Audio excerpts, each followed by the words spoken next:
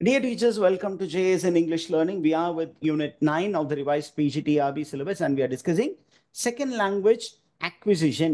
அப்போ நம்ம பேசிக்காக என்ன பண்ணோம் அப்படின்னா we made a differentiation between learning and acquisition. அந்த differentiation சொன்னவர் இந்த அமெரிக்கன் லிங்குவிஸ்ட் ஸ்டீஃபன் கிரிஷான். அவரை பொறுத்த மட்டும் இல்லை லேர்னிங் அப்படிங்கிறது ரொம்ப சிரத்தை எடுக்கணும், அது ரொம்ப கான்ஷியஸாக நம்ம அந்த லேர்னிங் ப்ராசஸில் இன்வால்வ் ஆகணும். ஆனால் அக்விசிஷன் அப்படிங்கும்போது அது ஒரு சப்கான்ஷியஸ் ப்ராசஸ். அது நடக்கிற மாதிரியே இருக்காது, ஆனால் நடந்திருக்கும். நம்ம அதில் பெருசாக எஃபர்ட் போடாத மாதிரி இருக்கும், ஆனால் அது நமக்கு உள்ளார வந்திருக்கும். அதுதான் அக்விசிஷன் அப்படின்னு அவர் சொல்லிட்டார். இப்போ இந்த மனிதர் வந்து செகண்ட் லாங்குவேஜ் அக்விசிஷன் அப்படிங்கிற ஃபீல்டில் ஒரு அத்தாரிட்டி. அப்போ செகண்ட் லாங்குவேஜ் அக்விசிஷன் அப்படின்னா யாருடைய நேம் டக்குன்னு வந்து நம்ம மேட்ச் பண்ணணும்?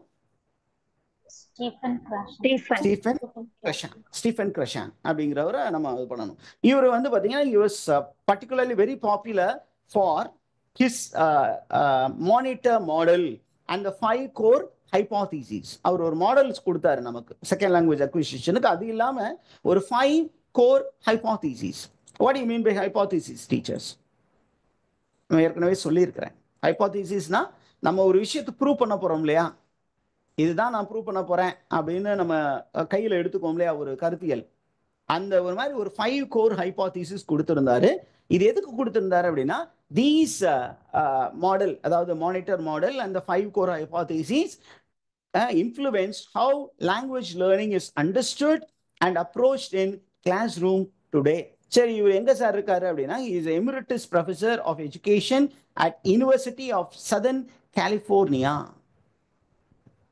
ஓகே, இவருடைய ரொம்ப ஃபேமஸான ஸ்டேட்மெண்ட் ஒன்று எடுத்து போட்டிருக்கோம். என்ன அப்படின்னா language learning is about knowing how to do it and saying with it. Anybody can do it. It's about knowing how to do language, how to speak a language and how to speak the language. And it is to tell that anybody can do it. யார் வேணுமோ அந்த லாங்குவேஜை கற்றுக்கலாம். இதில் ரொம்ப முக்கியமானது அவர் வச்சிருக்கிறது, இது ஒரு டயக்ராமேட்டிக் ப்ரெசன்டேஷன் இருந்து நல்லா இருந்தது, அதனால இதை கொஞ்சம் லிஃப்ட் பண்ணி வச்சுட்டேன் டெக்ஸ்ட் புக்கில் இருந்து. ஓகே, அக்விசிஷன் லேர்னிங் ஹைபோதீசிஸ் அதான் ஃபர்ஸ்ட். அவரை பொறுத்த மட்டும் acquisition is a subconscious process, whereas learning is a conscious process. இந்த ஐடியா கிளியரா இருக்கா டீச்சர்ஸ்?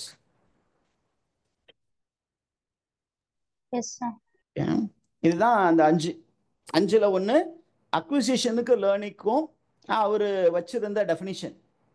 அக்விசிஷன் அப்படிங்கிறது சப்கான்ஷியஸ், நமக்கு தெரியாமலே நடக்கிறது. அதுவே லேர்னிங் அப்படிங்கிறது நம்ம ரொம்ப அதில் சிரத்தை எடுத்து நம்ம கான்ஷியஸாக செய்யக்கூடியது. Number 2 monitor hypothesis. இதில் வந்து அக்விசிஷன்னா அட்டரன்ஸ், அக்விசிஷன்னா அட்டரன்ஸ். லேர்னிங் அப்படிங்கும்போது it is actually it is monitored by somebody. நம்மளுக்கு ஒரு மானிட்டர் இருப்பா, அந்த டீச்சர் வந்து பார்த்துக்கிட்டே இருப்பாங்க, நம்ம செய்கிற தப்பெல்லாம் கரெக்ட் பண்ணிக்கிட்டே இருப்பாங்க. This is call monitor hypothesis. Okay, அடுத்தது நேச்சுரல் ஆர்டர் ஹைபோதீசிஸ். அப்படிங்கும்போது நம்ம நேச்சுரலாகவே என்ன பண்ணலாம், we will be able to acquire grammatical structure அப்படின்னு சொல்கிறது. ரொம்ப சிம்பிளான சொல்லியிருக்கேன். இன்னும் கொஞ்சம் தியரி வந்து படிக்கும்போது கொஞ்சம் டஃப்பாக தான் இருக்கும். சிம்பிளி இந்த 5 இருக்குது அப்படின்னு தெரிஞ்சுக்கோங்க. இதில் ஃபர்ஸ்ட் என்ன, செகண்ட் என்ன, தேர்ட் என்ன, ஃபோர்த் என்ன, ஃபிஃப்த் என்னன்னு தெரிஞ்சுக்கிட்டா கூட போதும்.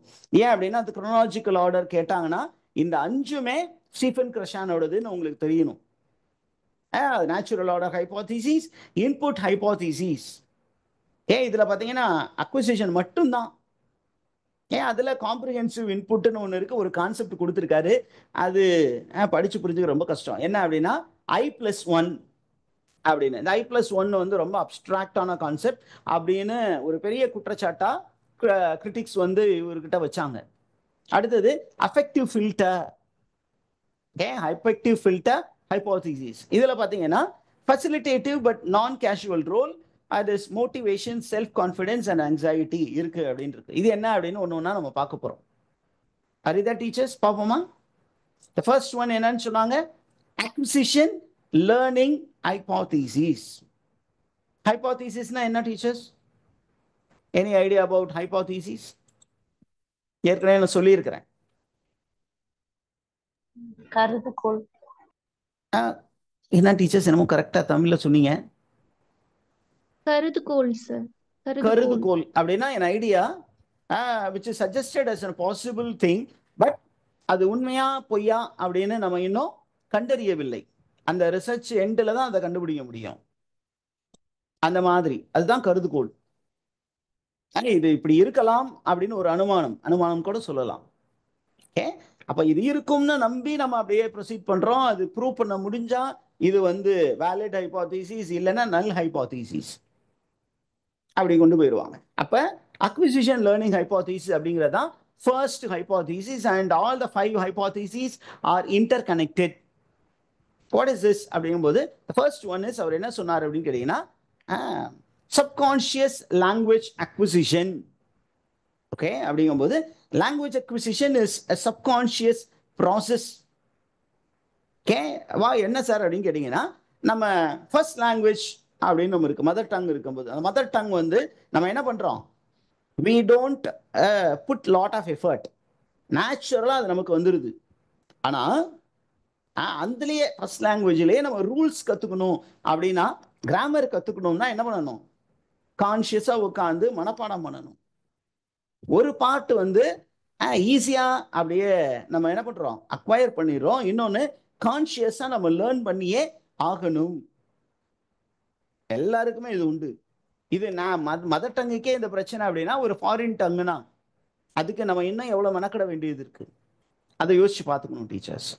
அப்ப according to Krashen, acquisition is the primary driver of fluency and intuitive language use. What is the primary driver of fluency and language use அப்படின்னு கேட்பாங்க. According to Krashen, what is the primary drive of fluency? Acquisition. ஒரு fluent speaker அப்படிங்கும்போது அது நேச்சுரலா நமக்கு வரும். Learn பண்ணி fluent ஆகுறவங்க ஒரு குரூப் இருக்கிறாங்க. அதுக்கு நீங்க ஸ்பெஷலா எங்கேயாவது போய் ட்ரைனிங் எடுக்கணும். So learning plays a secondary role. Primary role எதுக்கு தான் ஸ்டீஃபன் கிரஷன் கொடுத்திருக்கிறாரு? அக்விசிஷனுக்கு கொடுத்திருக்கிறார். அதுதான் first hypothesis. The second hypothesis அவரே கொடுத்திருக்கிறார். What is the second hypothesis அப்படிங்கும்போது monitor hypothesis. Okay, what is this monitor hypothesis அப்படிங்கும்போது, this hypothesis explains that the consciously learned language அவர் என்னன்னு சொல்றாரு, மானிட்டர் அப்படின்னு சொல்றாரு. Consciously learned language, that the monitor is used to edit and refine language input primarily when there is sufficient time and focus on form. ஒன்றும் இல்லை, monitor ஹைபோதீசிஸ்னா நம்ம கான்சியஸா ஒரு சில விஷயங்கள் கத்துக்கிறோம்ல, என்ன அப்படின்னா கிராமட்டிக்கல் ரூல்ஸ், சின்டாக்ஸ், இது எல்லாமே நம்ம கத்துக்கிறோம். அப்ப இது எல்லாத்தையும் நம்ம என்ன பண்ண போறோம்னா, we are going to use it to edit and refine the language output. நம்ம நேச்சுரலா பேசுறது ஒண்ணு, இன்னும் கொஞ்சம் அந்த மொழிப்புலமையோடு பேசுவது. அப்படி மொழிப்புலமையோடு பேசும்போது நம்ம என்ன பண்ண போறோம் அப்படின்னா, அந்த ஃபார்மை ஃபோக்கஸ் பண்ண போறோம். நம்ம இப்போ என்ன பண்ண போறோம், ஒரு ஃபார்மல் ஸ்ட்ரக்சர்ல இந்த மாதிரி ஒரு ஆடியன்ஸ்க்கு பேசணும் அப்படிங்கும்போது நம்ம என்ன பண்ணுவோம், ரொம்ப ஃபார்மல் டங்ல பேசுவோம். ரொம்ப ஐடியாஸ் ஸ்ட்ரக்சர் பண்ணி கிராமர் ஃபோக்கஸ் பண்ணி பேசுவோம். ஓகே, அப்ப இந்த மாதிரி நமக்கு டைம் இருக்கும்போது ஃபோக்கஸ்டா நம்ம பேசுறோம் இல்லையா, கிராமருக்கு ரொம்ப முக்கியத்துவம் கொடுத்து பேசணும் இல்லையா. அப்படி பேசும் பொழுது என்ன ஆகுது, நம்ம பண்ணக்கூடிய எரர்ஸை நம்மளே கரெக்ட் பண்ணி ஒரு பர்ஃபெக்ட் ஃபார்ம் கொடுப்போம். This is called monitor hypothesis. Did you understand that, teachers? அதற்கு அடுத்தது நமக்கு ஒரு ஹைபோதீசிஸ் இருக்கு, அதுக்கு பேரு input hypothesis, also known as comprehensible input. What is the hypothesis called, teachers? Input hypothesis, comprehensible input.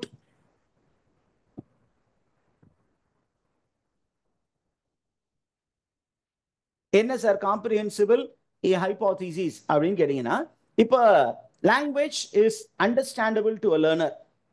இதுதான் பேசிக். லாங்குவேஜை நம்மளால அண்டர்ஸ்டாண்ட் பண்ணிக்க முடியும். பட் என்ன நடக்கும் அப்படின்னு கேட்டீங்கன்னா, எல்லாத்தையும் நம்மளால அண்டர்ஸ்டாண்ட் பண்ணிக்க முடியாது. ஏன் அப்படின்னு கேட்டீங்கன்னா, நமக்கு ஒரு பேசேஜ் வருதுன்னு வச்சுக்கோங்க, இந்த பேசேஜ்ல எல்லாமே நமக்கு தெரிஞ்ச எலிமெண்ட்ஸ் இருக்காது, சில நேரங்களில் தெரியாத எலிமெண்ட்ஸ் இருக்கும், which is beyond our understanding level.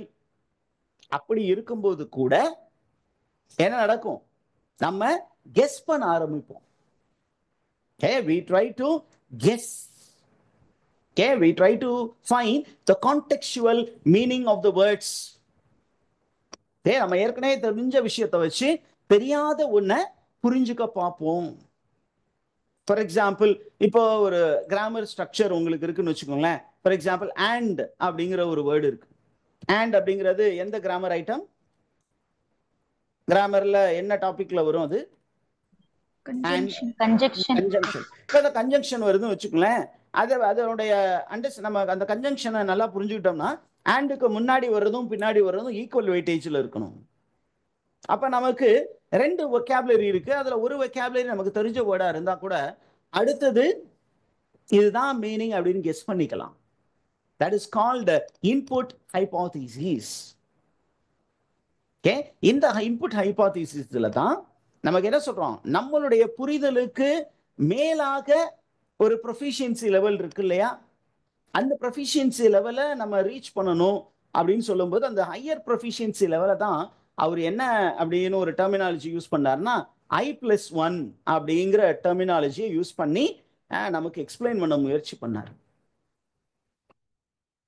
Okay, அப்போ அவர் என்ன சொல்றாருன்னா, நீங்க ஒரு லாங்குவேஜை பிரசன்ட் பண்ண போறீங்கன்னா this language that is presented should be understandable, but it should also contain new structure and vocabulary which will challenge the learner and it will facilitate progress. எல்லாமே தெரிஞ்சதை மட்டும் சொல்லக்கூடாது, தெரியாத ஒரு சில விஷயங்களையும் நம்ம அந்த டெக்ஸ்டுக்குள்ளார இன்வால்வ் பண்ணணும்.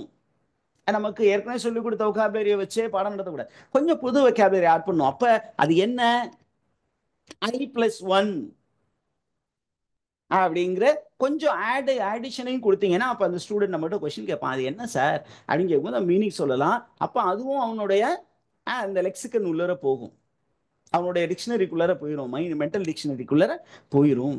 அப்போ டீச்சர் என்ன பண்றாங்க, by motivating his or her speech to a level slightly higher above the student's current proficiency can provide comprehensible input. அவன் புரிஞ்சுக்கிற அளவுக்கு ஒரு ஹையர் இன்புட்டை கொடுக்கணும். ஓகேவா டீச்சர்ஸ்? இதற்கு அடுத்தது ஒரு இன்புட் இருக்கு, it's called natural order hypothesis. Okay, what is natural order hypothesis அப்படின்னு வரும்போது நமக்கு ரொம்ப நேச்சுரலா ஒரு சில கிராமட்டிக்கல் ஸ்ட்ரக்சர்ஸை நம்ம ப்ரெடிக்ட் பண்ற அளவுக்கு அந்த டீச்சிங் இருக்கணும். இப்போ நமக்கு மதர் டங்ல கிராமட்டிக்கல் ஸ்ட்ரக்சர் தெரியும், ஆனால் நம்ம ஒரு இன்னொரு டங்கை டீச் பண்ணும்போது என்ன பண்ணணும், we should help the students acquire those grammatical structure in a predictable manner. நம்மளால அவன் வந்து அதை ப்ரெடிக்ட் பண்ணணும். இது ஏறக்குறைய நம்மளுடைய ஃபர்ஸ்ட் லாங்குவேஜ் மாதிரியே இருக்கு, அந்த கிராமட்டிக்கல் ஸ்ட்ரக்சர் மாதிரியே இருக்கே அப்படின்னு சொல்லி அவனை புரிகிற அளவுக்கு நம்ம பாடம் நடத்தணும் அப்படின்னு சொன்னார். Are you there, teachers? Did you get that? அதுக்கு அடுத்தது affective filter hypothesis. What is affective filter hypothesis அப்படின்னு சொன்னீங்கன்னா, affectiveனு சொல்லிட்டார். affectiveனாவே என்ன டொமைன், emotional domain. அப்ப this hypothesis, what did it propose? It proposed that learners' emotion and attitudes can act as an affective filter that impedes or facilitate learner language. அப்போ ஒரு லேர்னருடைய emotion இருக்கு, அவனுடைய attitude level, அந்த emotion வந்து ஹையா இருக்கு, ஆட்டிடியூடும் நல்ல பாசிட்டிவா இருக்கு அப்படின்னா என்ன ஆகும், அது வந்து அந்த லாங்குவேஜ் லேர்னிங்கை வந்து என்ஹான்ஸ் பண்ணும். ஒருவேளை அவனுடைய இமோஷன்ஸ் வந்து ரொம்ப நெகட்டிவ் இமோஷன்ஸா இருக்கு, ஆட்டிடியூடு கம்மியா இருக்கு அப்படின்னா என்ன ஆகும், it will filter the language learning, அவனை கத்துக்க விடாது. Is idea clear, teachers? அப்ப அவனுடைய எமோஷன் அப்படிங்கிறது வந்து நம்ம அப்படியே ரிவர்ஸா பார்க்கணும். if he is low, if he has low affective filter, low affective filterனா நார்மல், ஹை affective filterனா ரொம்ப நெகட்டிவானது, இப்படிதான் நீங்க பார்க்கணும் லாங்குவேஜ் லேர்னிங்ல. லோ affective filter அப்படின்னா இது குட், ஹை affective filter அப்படிங்கும்போது லாங்குவேஜ் லேர்னிங்கை வந்து என்ன பண்ணும், அது ரொம்ப கணிசமாக குறைத்து விடும். அப்ப லோ அஃபெக்டிவ் ஃபில்டர்ஸ்னா என்ன அப்படின்னா பாசிட்டிவ் இமோஷன்ஸ். இதுதான் நீங்க கத்துக்க வேண்டியதுங்க. லோ அஃபெக்டிவ் ஃபில்டர், ஒரு ஃபில்டர் அப்படின்னா அது வந்து கொஞ்சம் ஓட்ட பெருசா இருந்துச்சுன்னா எல்லாம் கீழே இறங்கிடும். அப்ப அவர் நம்ம சாதாரணமா வச்சிருக்க வீட்டில் காஃபி ஃபில்டர்னு வச்சுக்கோங்களேன், அது ரொம்ப ரொம்ப நெருக்கம் இருந்துச்சுன்னு வச்சுக்கோங்களேன், நீ வடிகட்டும் போது கீழே இறங்காது. அப்படி இறங்கல அப்படின்னா it is called high filter. நமக்கு பயம் அதிகமா இருக்கும்போது உள்ள ஏதாவது போகுமா, ஷைனஸ் அதிகமா இருக்கும்போது உள்ள போகுமானா போகாது. ஒருத்தர் எம்பாரஸ்டா இருக்காரு அப்படின்னா அவரால் லாங்குவேஜ் கத்துக்க முடியுமா அப்படின்னா கத்துக்க முடியாது. சார் என்னால் முடியாது சார், நான் தமிழ் மீடியம்ல இருந்து வரேன் சார், எனக்கு வந்து ஒரு பெரிய பேக்ரவுண்டே இல்லை சார் என்ன அப்படின்னு ஒருத்தர் மைண்ட்ல ஃபிக்ஸ் பண்ணிட்டாருன்னு வச்சுக்கோங்களேன், நீங்க என்னதான் பாடம் நடத்தினாலும் அவரால் என்ன பண்ண முடியாது. அவர் ஆட்டிடியூடை மாத்துற வரைக்கும், இந்த ஹை ஃபில்டரை ரிமூவ் பண்ற வரைக்கும் பிஜிடிஆர்பி அப்படிங்கிறது எட்டா கனியா மாறிடும். அதுவே அவருக்கு மோட்டிவேஷனல் லெவல் அதிகமா இருக்கு, ஒரு சப்போர்ட்டிவ் என்வாயரன்மெண்ட் அதிகமா இருக்கு, அந்த அவருடைய ஆட்டிடியூட் வந்து ரொம்ப பாசிட்டிவா இருக்குன்னு வச்சுக்கோங்களேன், அவருடைய ஃபில்டர் வந்து என்ன ஃபில்டர், லோ ஃபில்டர், ஆட்டோமேட்டிக்கலி ஆளு டாப் கியர்ல போய் ஸ்டேட் ரேங்கை தட்டி தூக்கிட்டு போய் அங்க கவர்மெண்ட் ஜாப்ல உட்காந்து கவர்மெண்ட் டீச்சரா டீச் பண்ணிக்கிட்டு இருப்பார். இதுதான் அவர் சொன்ன விஷயங்கள். Are you there, teachers? Did you understand that? அப்ப impact of this second language acquisition by Stephen Krashen, இந்த 5 தியரிஸ் இருக்கு இல்லையா, 5 ஹைப்போதீசிஸ், இந்த 5 ஹைப்போதீசிஸும் it impacted language learning methodology in English as a second language. Okay, where அப்படின்னு கேட்டீங்கன்னா in USA. யுஎஸ்ஏல இருக்கக்கூடிய class ரூமை ரொம்ப பெருசா அஃபெக்ட் பண்ணது ஸ்டீஃபன் கிரஷானுடைய ஃபைண்டிங்ஸ். அண்ட் இவருடைய ஒர்க் எதை எம்பசைஸ் பண்ணுச்சு அப்படின்னா, it emphasise creating immersive environment. Immersive environment ஸ்டூடெண்ட்ஸை ஃபுல்லாக என்கேஜ் பண்ற மாதிரி ஒரு என்வாயரன்மெண்ட் இருக்கணும். அந்த என்வாயரன்மெண்ட் மூலியமா அவனுடைய அண்டர்ஸ்டாண்டிங் லெவலையும் அவனுடைய அந்த அண்டர்ஸ்டாண்டிங் லெவலையும் அவனுக்கு அந்த மீனிங் டிரான்ஸ்ஃபர் ஈஸியா போகணும். ஓகே, அப்போ இங்க இவங்க எதை வந்து ரொம்ப அதிகமா சொல்லல அப்படின்னு சொன்னா, they did not focus on grammatical accuracy, rather they only focused on fluency. fluency முக்கியம், accuracy அப்புறம் பார்த்துக்கலாம், competency முக்கியம், grammatical accuracy அப்புறம் பார்க்கலாம். அதே நேரத்தில் Stephen கிரஷன் he also founded another method called the natural approach. Who is the co-founder of the natural approach அப்படின்னு கேட்டாங்கன்னா என்ன ஆன்சர் சொல்லுவீங்க? Who is the co-founder? Co-founder of natural approach, சொல்லுங்க பார்க்கலாம். ஸ்டீஃபன் கிரஷன். ரைட். இந்த ஸ்டீஃபன் கிரஷன் உடைய ஐடியாஸ் ரொம்ப நல்லா இருந்தாலும் நிறைய பேர் அதை கிரிட்டிசைஸ் பண்ணாங்க. என்ன, இவர் கொடுத்த டெஃபினிஷன், நிறைய டெஃபினிஷன் வந்து ரொம்ப ரொம்ப வேகா இருக்கு சார், புரிஞ்சுக்க முடியல. இப்போ நம்மளே வந்து ரொம்ப கஷ்டப்பட்டோம் இல்லையா, இந்த காம்ப்ரிஹென்சிபிள் இன்புட் அப்படிங்கிற டேர்ம் வந்து ஈஸியாக புரிஞ்சுக்க முடியாது. அதே நேரத்தில் I+1 அப்படிங்கிற கான்செப்டும் ரொம்ப வேகா இருந்தது, அதை வந்து சயின்டிஃபிக்கலி நம்மளால ப்ரூவ் பண்ண முடியல அப்படின்னு சொன்னாங்க. ரெண்டாவது, நீங்க ஒரு ஹைப்போதீசிஸ் வச்சுட்டீங்க, அதுக்கு எவிடன்ஸ் என்ன சார், இது ஓகே அப்படிங்கிறதுக்கு எவிடன்ஸ் என்னன்னு கேட்டாங்க. ஓகே, ரெண்டாவது, இவர் சொன்ன இந்த மாடல்ஸ் எல்லாம் எங்க ஓகே ஆகும் அப்படின்னு கேட்டீங்கன்னா, எல்லாருமே ஒரே நேர்கோட்டில் டிராவல் பண்ணிட்டு இருக்க மாதிரி ஒரே கெப்பாசிட்டியில் இருக்கிற குரூப்புக்கு இது ஓகே ஆகும். ஆனா human beings are no two human beings are the same, அவங்களுக்குள்ள நிறைய டிஃபரன்சஸ் இருக்கும்போது இந்த particular model will not work. எப்படி இருந்தாலும் சரி, the second language acquisition அப்படின்னு பேசினா யார் தான் அத்தாரிட்டி? யார் தான் டீச்சர்ஸ் அத்தாரிட்டி? ஸ்டீஃபன் கிரஷான் தான் அத்தாரிட்டி. அவரை வந்து நம்ம வந்து ஒதுக்க முடியாது அப்படிங்கிறது தான் நமக்கு திட்டவட்டமாக தெரிகிறது. அதனால இன்னைக்கு இதோட முடிப்போம். ஏதாவது கொஸ்டின்ஸ் இருக்கா?